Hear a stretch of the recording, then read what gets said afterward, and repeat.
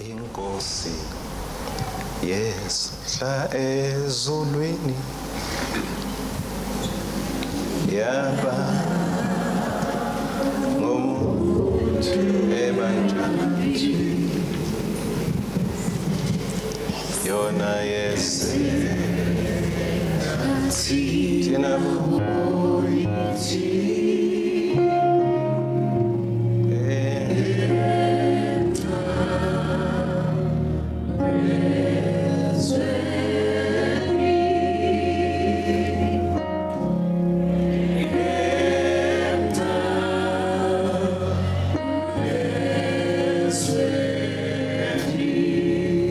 sengile ngoma nje le yenta ngathi sengigijima embi kwami kulendzaba yekuta kwaJesu emhlabeni. uNkulunkulu weda waba ngumuntu such that akabonakalanga.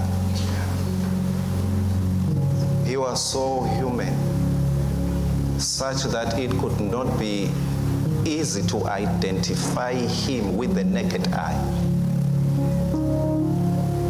Waba ngumuntu ngalokuphelele anguNkulunkulu, kepha waba ngumuntu ngalokuphelele. Walamba, watsinwa, walala, waliwa. Johana lebekathunywe ukuthi akahambe ayomemetela ngaye eda uthi bengeke ngimbone kuba angitholanga lusito lwamoya loyingcwele. Kude la kugodla lasala kuko abukeke at least anguNkulunkulu akhatimule ngaleso sikhathi sekwembulwa kwakhe. He became fully man. Inkosi yehla ezulwini yaba ngumuntu ebantwini such that kwaba lula nekumala ngoba bekangumuntu ebantwini. Inkosi yehla ezulwini yona yaba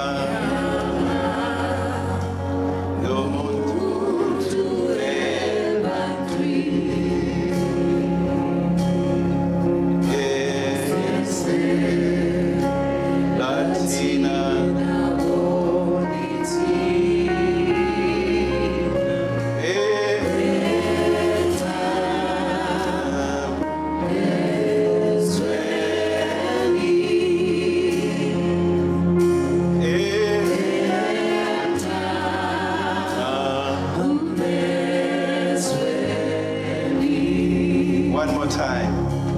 Inkosi, Inkosi, yehla ezulwini yona ngumuntu ebantwini. Oh yese athina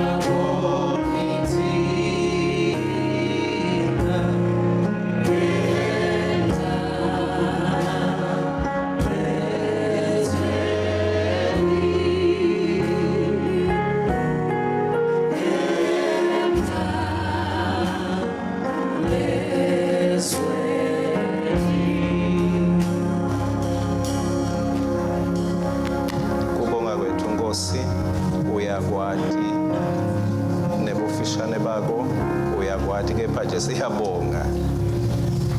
Thank you Jesus for coming.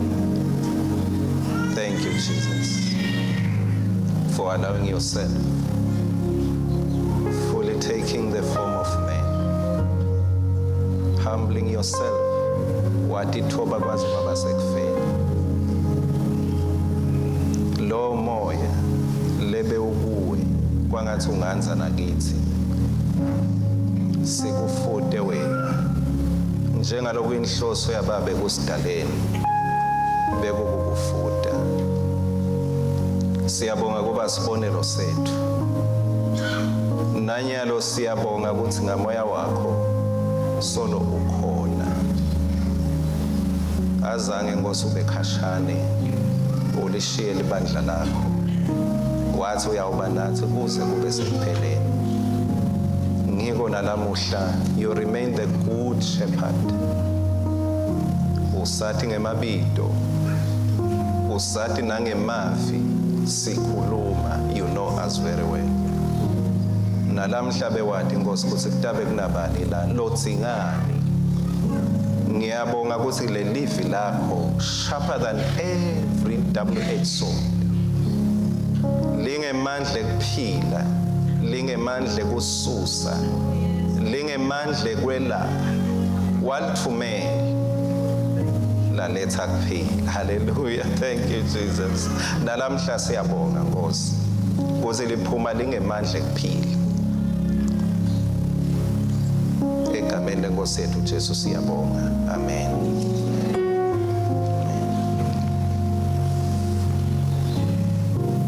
Galatia 4. Ngicela siqale kuverse 1. Ngisho ukuthi ke ngesikhathi Thank you praise team. Ngiyabonga kakhulu. Ngisho ukuthi ke ngesikhathi indlalifa iseyincane ayikahlukani nesisebenzi noma umnikati wako konke iba ngephansi kwebalinzi nebaphathi bayo kuze kufike isikhathi lesabekwa nguyise. Kunjalo ke nakithi ngesikhathi sisebantwana sasigcilatwe ngemimoya yemvelo, kepha kwathi isikhathi sesifike ngalokuphelele uNkulunkulu wathumela indvodzana yakhe leyadalwa ngumfati yakhula ingephansi kwemthetho khona itawuhlawulela labo labengaphansi kwemthetho uze nathi semukeleke njengemadvodzana. Amen. Verse 6. Njengobe ningemadvodzana akhe nje uNkulunkulu sithumelele moya wendvodzana yakhe etinhlitiyweni tethu lobubula athi babe wami. Okay, yes. Ngako ke awusesiso sigcile kodwa sewuyindvodzana, nawuyindvodzana uyindlalifa yaNkulunkulu ngaKristu. Amen. Lengulandze kakhulu ngicela unake naleli gama lelivela ku verse 1 ngisho ukuthi ngesikhathi indlalifa iseyincane, bese uya ku verse 2 iba ngephansi kwebalinzi nebaphathi bayo kuze kufike sikhathi, bese verse 4 kodwa kwathi sikhathi sesifikile. Ngifuna lo mqondo wethu ulandzele indzaba yesikhathi, ulandzele indzaba yesikhathi.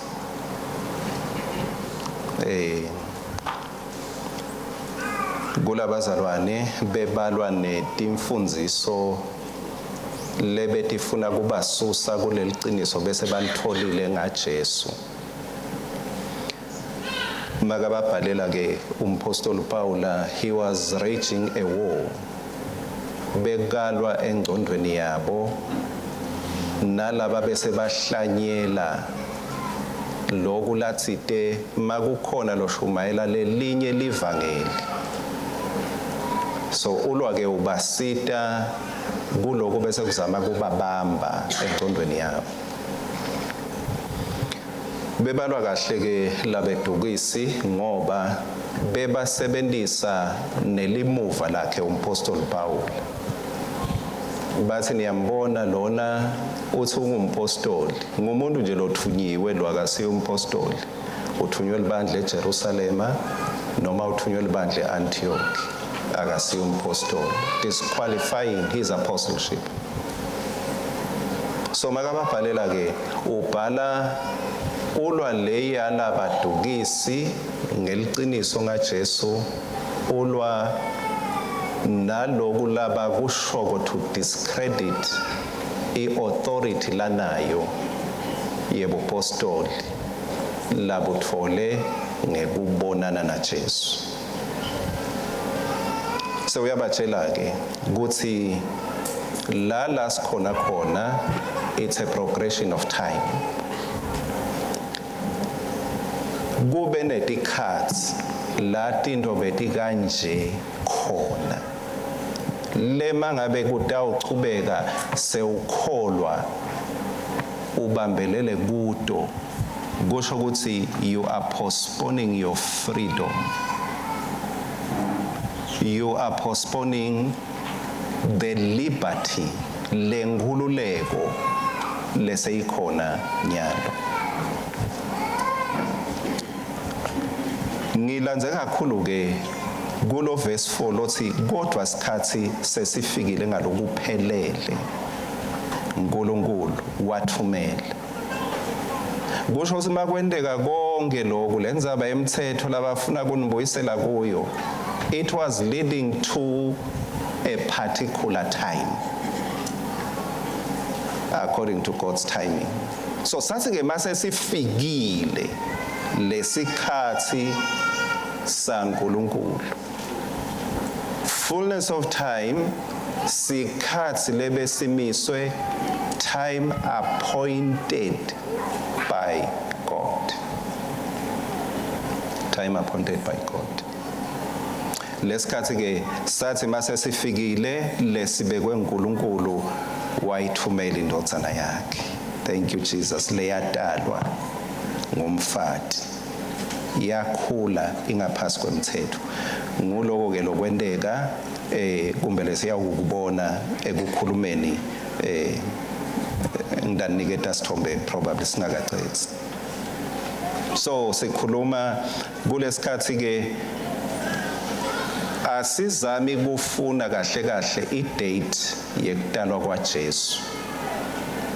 Sime eqinisweni lekuthi uNkulunkulu in the fullness of time wathumela indodana.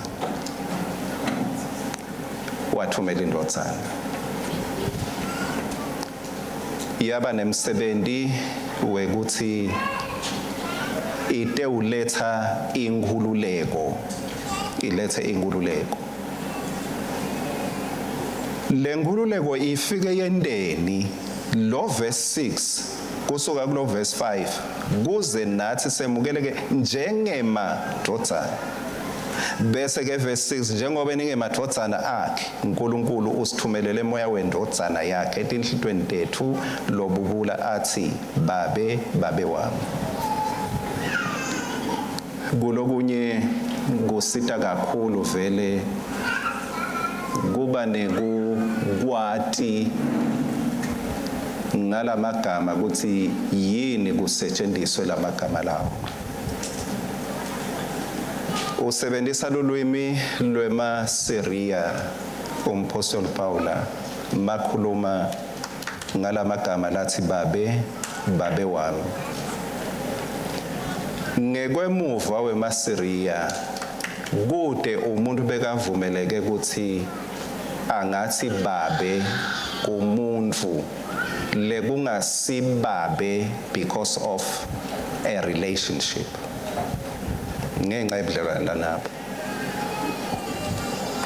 Sigcila besingeke sithi babe, umfokatana bekangeke athi babe wami. Ngalokujulile eme athi zica. Kusho ukuthi umuntu makathi babe wami bekakunika umcondvo ukuthi I have blood relationship with this man. Mabhala ke uthi ekupheleleni kwetikhathi makafika Jesu umsebenzi wakhe ube nemphumela kuthi nebantu betive laba bekhashane naNkulunkulu. Oh thank you Jesus. Sebangasho ngekweliqiniso with sincerity bathi uNkulunkulu ngubabe wabo mbamba. Kuthi ngibaba wabo mbamba. Sigcila njengaloku ngishito atha sesito tigcile. Sigcila would never nakancane sithi kumphathi ngibabe besingasho. Futhi sigcila beside lithuba lekubonana nemphathi waso regularly. Besimbona ngesikhathi amnika umsebenzi ayocela yobuta kude esikhathi sekuthi bebangahlala baxoxisane. Uma livile Nkosi lithi awusesiso sigcile kuverse 7 ngako ke awusesiso sigcile kodwa sewuyindodzana. Kepha sewuyindodzana. Indodzana noma indodzakade ekhaya for sure we are sons and daughters. Indodzana noma indodzakade ekhaya has no appointed time to see his parent.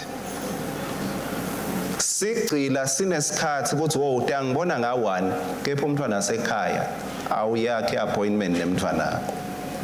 Umntwana nibonana anytime. We were foreigners in relation. Besithi hambe simihambi. But now we are no more.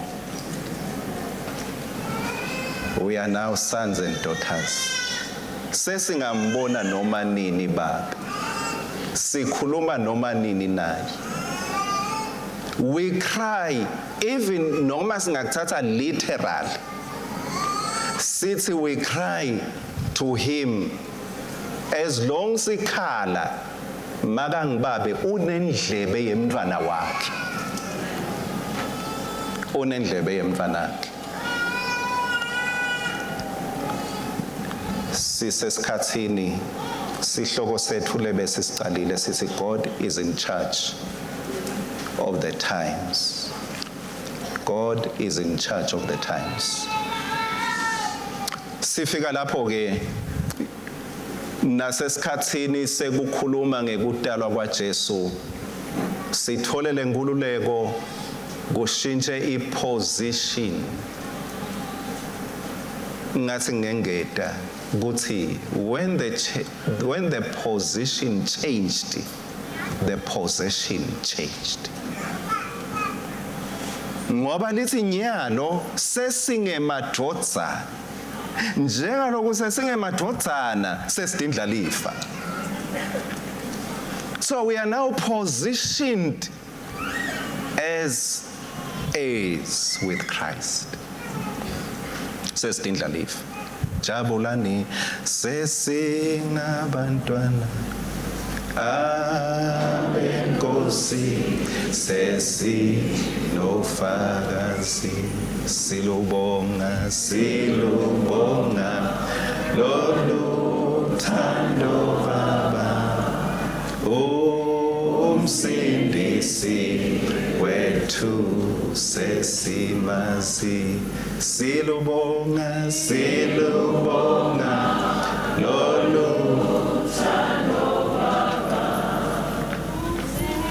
umsindisi wethu sesimazi siyalubonga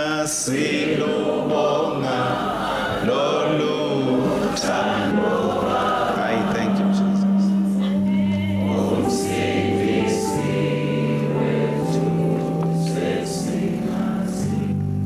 Sale ukhumbula ke ukuthi kude kwaJesu emhlabeni kwashintsha tikeyi. Kwashintsha ematafula. Akushintshanga only who you were but also what you have. Nalona kwashintsha ngekuda kwaJesu. Athathe simo semuntu. Inkosi yehla ezulwini. Yaba ngumuntu ebantwini. Oh, thank you, Jesus. Hallelujah. Thank you, Jesus. Yeah. So everything is under God's timing. Konke kusahamba ngekweliwashi lasezulwini. Konke kusahamba ngekweliwashi lasezulwini. Masibuyela ke Genesis sahluko 3 verse 15. uNkulunkulu wenta sethembiso lesethembiso ke la ku Galatia 4 sewuthi in the fullness of time besingalandzelela emagama ebantfu lamanengana bo Abela amen bo Abela bo Abela bo Seth lebe banelithemba batali bakhe kuthi njengaloku Abela lo wabulalwa ngKhayini lamagama labawetha labatali labanye babo bebawetha ngemcundo waGenesis 3 verse 15 kuthi kumbe lo ngulendalo yewesifazane letawuchoboza likhanda lenyoka bametha Cain bathi sesimtholile. Cain means gotten one, sesimtholile ngoba bebamati uNkulunkulu ukuthi wethembisile. Mabatala Abela noma yena bebangambaleli kakhulu lapho ngoba mabametha yena bathi ngAbela. Abela means passing. Abela means very short period of time. Ngishite evikini leliphelile ukuthi mangabe ula gama lakho ngAbela kusho ukuthi you have gone beyond the short period of time. Yeah. So mabametha lokusho ukuthi bacabanga ukuthi lo wekucala sesimethile ngelithemba uthi nguye lona lotawuchoboza. Lona unfortunately bamnika leligama bathi passing kanti vele sotawufa. So utawushesha afe. Emagama ke bebawetha ngoba beba fundziswa ikakhulu mase uya ke esikhatsini kaAbraham emaHebheru emaJuda beba fundziswa mostly nangemlandvo in relation to dethembiso taNkulunkulu. Ngiko utawukhanza eBhayibhelini ukuthi waNkulunkulu waAbraham naIsaka naJacob. They were keeping history in their relationship with God, in the covenant la bebanayo naNkulunkulu. So bebangethi nje bebetha ngoba kunetinto bebadati ngenxa yaNkulunkulu lativetile. Sikhathi ke sagijima Hezekiya sahluko 12 verse 22 samfunza ake simfunze futhi atosiholela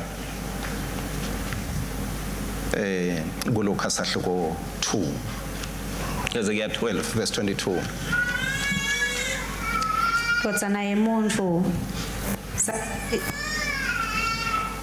Ndotsana yemuntu sakasini lesi leninaso lapha eveni laka Israeli lesithi emalanga ayendlula yonke imibono iguquka ibe lide bese banesaka iproverb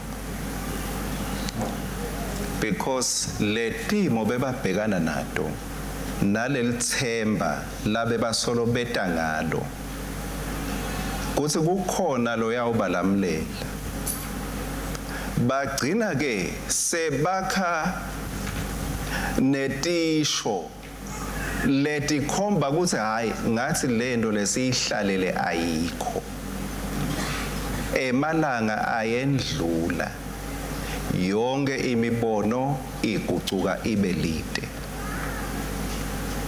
sebahamba bafika esimeni sekuba hopeless ngoba ngekwemawashi abo bafikile etikhatsini labadzinga the seed of the woman to set them free from the governance of oppressors. Bamgadzile lolo tabakhulula bathe bayathunjwa bahlaliswa emaveni lakhashane bayasuka bahlipitelwa emakhaya abo tinto tabo atilungi bathe bayagatsa ukuthi uyaqhamuka bagcina bakhatisho bathi emalanga yendlula yonke imibono igucuka ibe lide until the fullness of time. Until the fullness of time. Until the fullness of time. And part of it kwendekile, but part of it kusetawukwendeka. God is in charge of the times. Luke sahluko 2 na Mika sahluko 5. Luke sahluko 2 verse 1 to 3. Kulawo malanga Kesari Augustus wamemetela kubo bonke bantfu bembuso ukuthi kubhaliselwe lubalo lokuqala lwendiwa ngesikhathi Quirinius angulusiba lukhulu waseSiriya. Wonke umuntu ohamba wayobhalisela edolobheni lakubo. Mika sahluko 5 verse 2.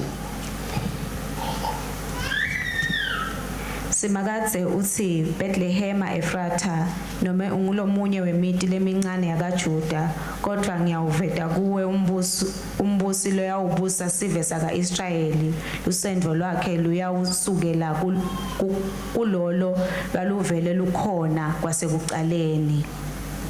Nkulunkulu umnikati wetikhatsi la ku Mika 5 ukhuluma uyamemedela declaring the end from beginning. Kokas memedela uNkulunkulu. Hayi wake wama uvuma uholele angisho uNkulunkulu but nje uyakhumbula umholele. Babane bathi ukhuluma kaManzini. Bathi uzimbabane Nhlangano ukaManzini. Noma ngathi yini letha uvela la hleleni. But unalesibinzi ukuthi ngiyathi ukuthi iya la ngisho khona. God being God, declaring the end from beginning. Wamemetela la kuMika Bethlehem Efrata nome ungilomunye wemiti lemncane yakaJuda kodwa ngiyawuveta kuwe umbusi lo yawubusa sive saka Israel. Kwadzingeka kuphume idecree letawubangela lo mbusi achamuke exactly la umbuno waNkulunkulu bewukhombe khona.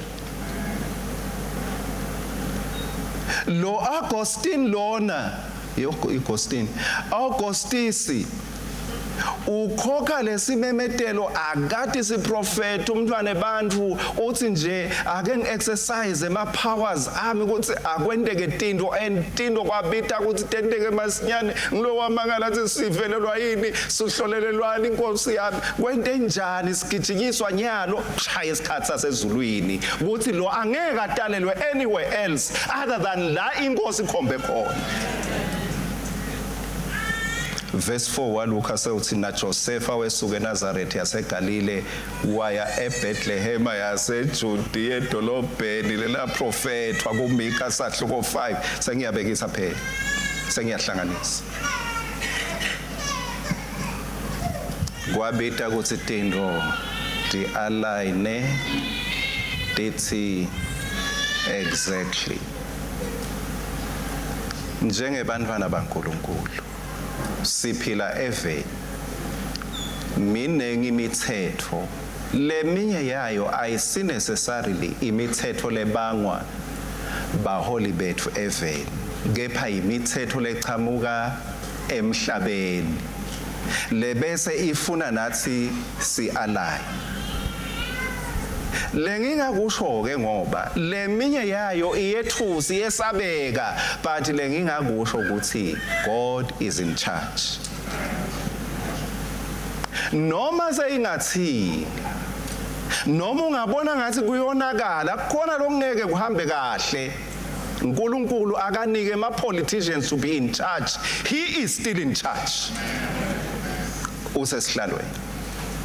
He knows what is to happen. Oyathi sikumele kwendeke.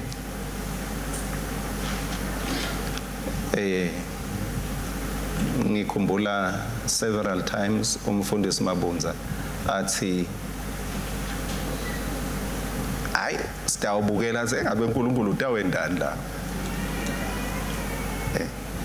Uyabona wabona into lengathi awusa understand sekwendekelani lokho kwendelani, push back and say ake ngibuke ukuthi uNkulunkulu utawukhiphani la, uhlanganisani la.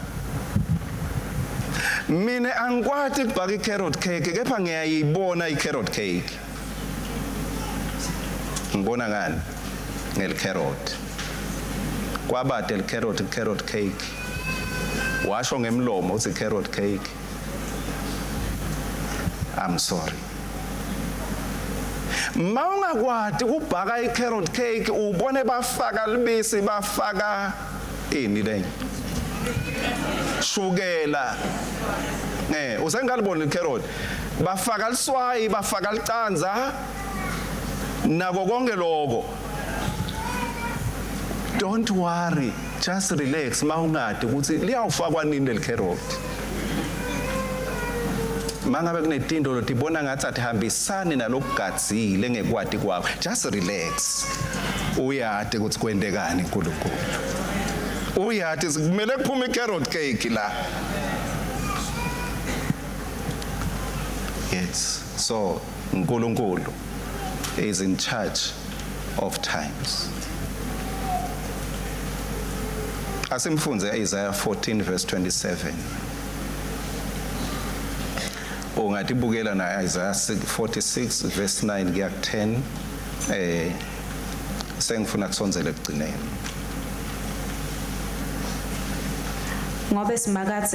Ngobe simakathe lo ngusomandla sewudimisele ngaloko, ngubani nje longamvimbela kuloko, isandla sakhe selulekile, ngubani nje longasijikisa. Oh, ngubani longamvimbela, ngubani longamvimbela. That is why isandla sakhe selulekile, ngubani longasijikisa. Uma uNkulunkulu emise into ukuthi kumele yendeke, usuke athi ukuthi kude lokutamjikisa.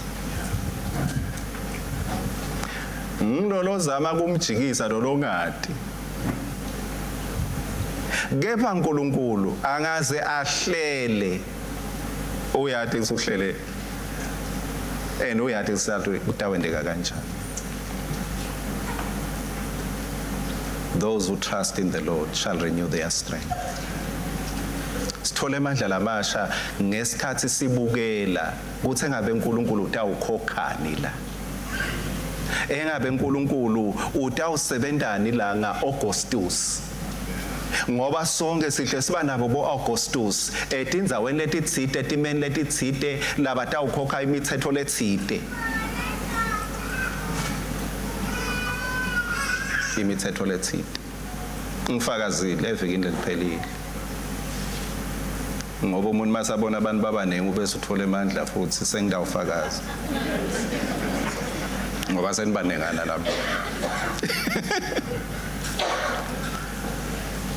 Ngaplayela nakule kuthiwa ivisa sometime back kuwo lo mnyaka kukhona la bengiyakhona. Unfortunately ke ngiyase kule idanyana yes ngacishe ngathi ngekungadi kani ngiyati. So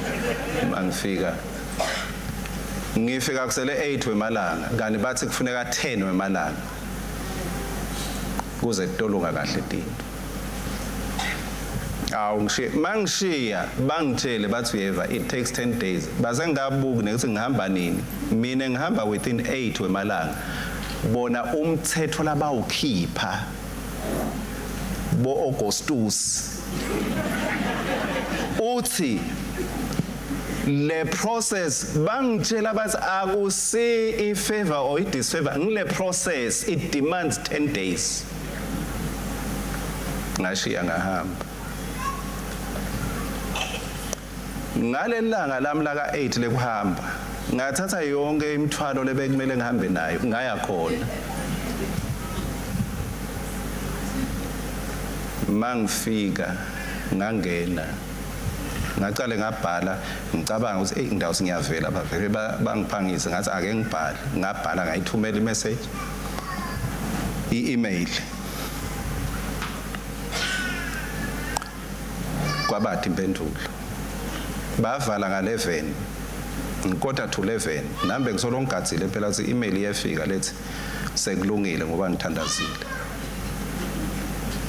kwabathi email kodwa to 11 ngase ngiyesuka ngithi angiye khona mangifika khona bathi yes ufunani ngathi hayi ngitenge visa yami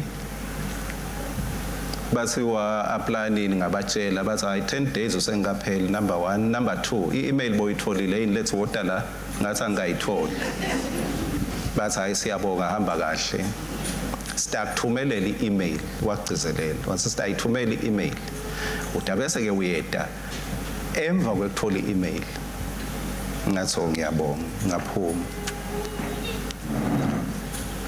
ekuphumeni angicedzanga ema-minutes lamathathu ngiphumile wachamuka logatsile wathi hey baba bayakubida cabanga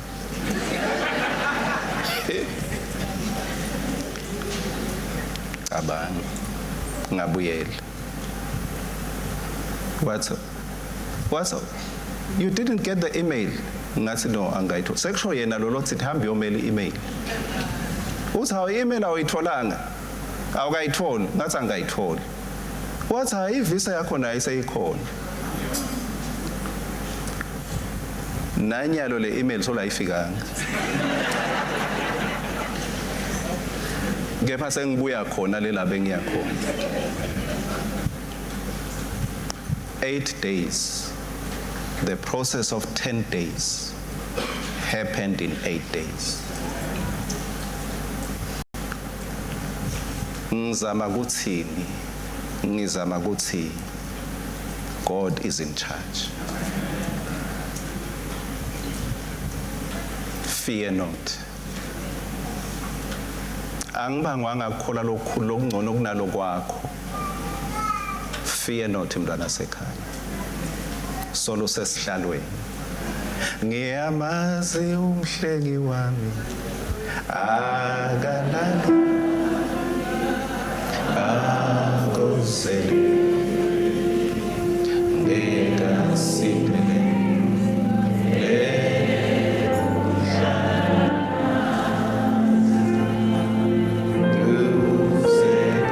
ngicela nalibhokisi lami lakhe simosi ngiyamazi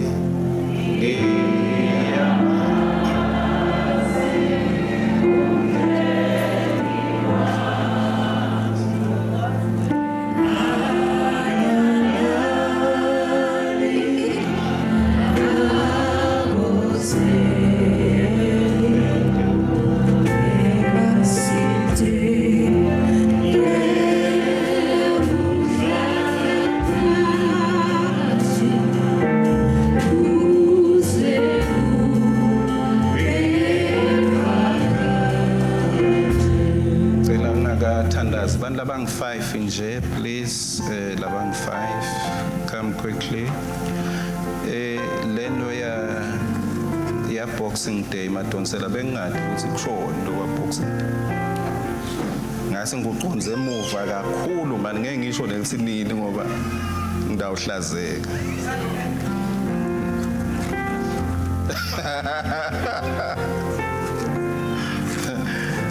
ngicela nibambe nibhekise ngala ngakini nje ningabhekisi lekwanyalo ubhekise ngakuwe Pastor Mthombo ya bese ubuka lapho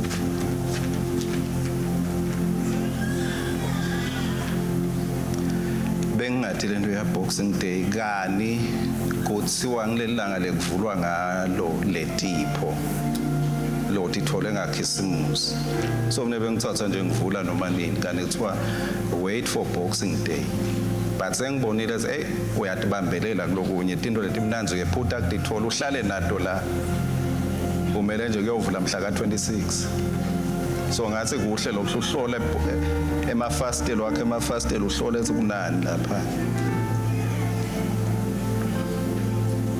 kodala kwaJesu kusho sipho he is a gift we are given a child go Luka 2 asikayicethi indzaba dingilosi mathi memetela ngalelanga tithi yinjabulo yebantfu bonke. The joy was not centered around the day, but it is centered around the person that was born. We don't have the day now, but we have the person. Asinalo lelanga, sinaye lo muntu. Lo muntu ungubani? Lo muntu unguJesu Kristu, indodana yaNkulunkulu ophezulu konke. Lo muntu longilesipho kuze sithole lokhu lokuthiwa kutalwa kwakhe kuyakwenda the joy kumele kube iBoxing Day. We have to open the box, we have to unpack. Masivula kuleli bhokisi nasi lesipho as we turn around ngicela sigucule amaphepha ethu.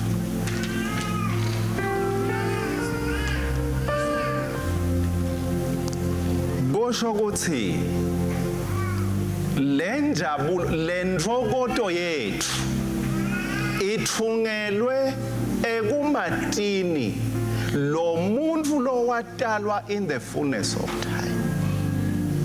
Simati ngesikhathi sakhe angakatalwa nekutalwa simati anguNkulunkulu. Simati during his incarnation inkosi yethu ayithatha ubuntu sathi kuthi kuphathelene nani oh thank you Jesus why what happened simati ebuntwini bakhe ngula akhona kufa khona ekufeni ngabe kangeke afe without incarnation wenela kufa waphakanyiswa wanikwa ligama lelingetulu kwawo onke amagama wanikwa ligama lelingetulu kwawo onke amagama. This is where the secret is, the exaltation. Kuphakanyiswa kwakhe kushoni kuwe nami. I pray that he be exalted in our hearts even today. Ngoba kuphakanyiswa kwakhe kusho ukuthi khona emadolo lekumele aye phasi because at the name of Jesus every knee shall bow. Angifuni kunicocela inganekwane ngaJesu, ngifuna kunitshela ngaJesu aphakanyisiwe avukile kufeni ekubeni athathe isimo semuntu bekade ukuthi ngiyawuphakanyisa uthi la ngiphakanyiswa khona ngiyawubathonsa abantu ekuphakanyisweni kwakhe ngola asincusela khona he is exalted uyasincusela imihla ngemihla. Ngicela kusho noma wena ungasakhona ukuthi incusela noma mina ngingakhohlwa usincusela imihla yonke. Oh hallelujah sihlale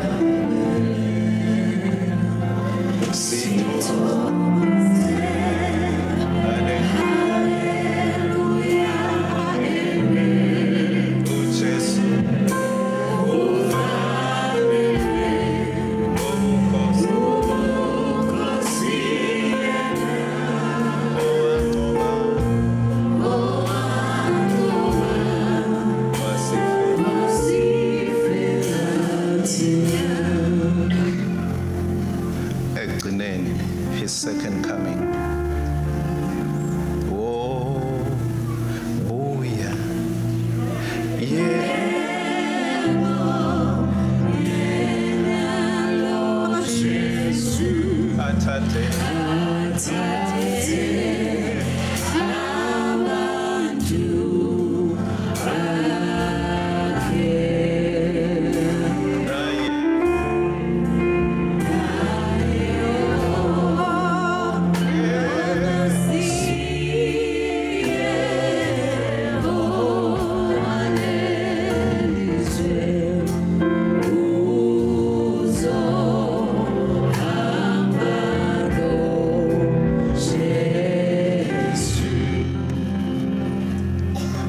Yena loyo lophakanyisiwe uyabuya. Uyathi kuthini lobuhle kakhulu. Lokubuya kwakhe nguye lokwati kulungisisa labalandzako. Akusikuthi lungisisa kwakho kakhulu. Anzi nguye lokulandzile. Nguye lofuna ube la khona khona. Nguye ke lokwati ukuthi uyakupholisha kanjani. Ngoba akafuni namunye amlahlekele. Akafuni namunye amlahlekele. Ngesikhathi uzama kuthandaza kungathandazeki. Uyakuncusela imihla yonke. Ongakweso kunene sikaNkulunkulu. Ukhuluma longasakhona ukukhuluma wena.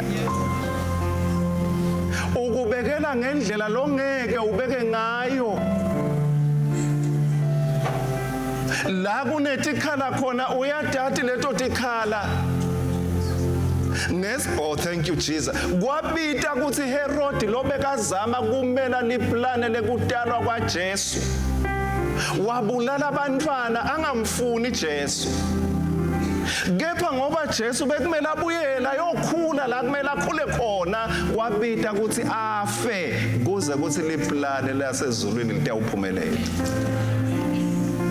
I'm sorry, angifisi kube khona lofako, but I'm trying to say kude lokungavimbela liplane laNkulunkulu. Uyathi sikumele asusene. Uyathi sikumele abekeni. He is exalted. Ngicela uhambe ngetiki mntwana sekhaya wathi ukuthi uyakuncusela. Usati ukuthi uyakuncusela akulungisela ngala. Ube nendlebe ekuva tikidake uthi ngizwa izigi zenkosi Jesu. Uyabuya bani ngilolungele ukuthi inkosi Jesu mangabe ikhosalayo umhlaba ngcwele bayawubinda. Siyabonga kakhulu, ngiyabonga emaphepha ami. God bless you.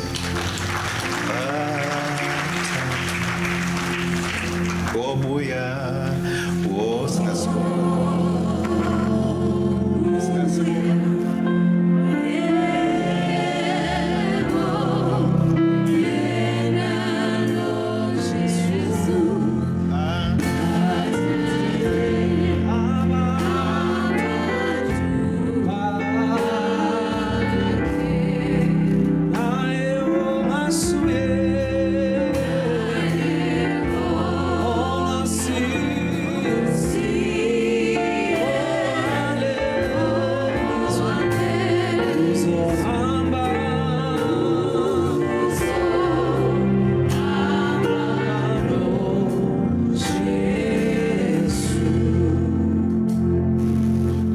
Umhlaba ungewakho nekugcona kwawo. Live nebantu labakhile la. Bangebakho Nkosi. Bewathi Nkosi ukuthi ngibani lotawubaphila kulesikhathi lesi. Labanye kumbe Nkosi baphila basendleleni. La kumele kuhambe khona umntwana wakho. Kumbe labanye bemile bazama kuyivimba leyo ndlela. Bewathi ukuthi kufanele babe khona ngalesikhathi. You know how to open a way where there was no way.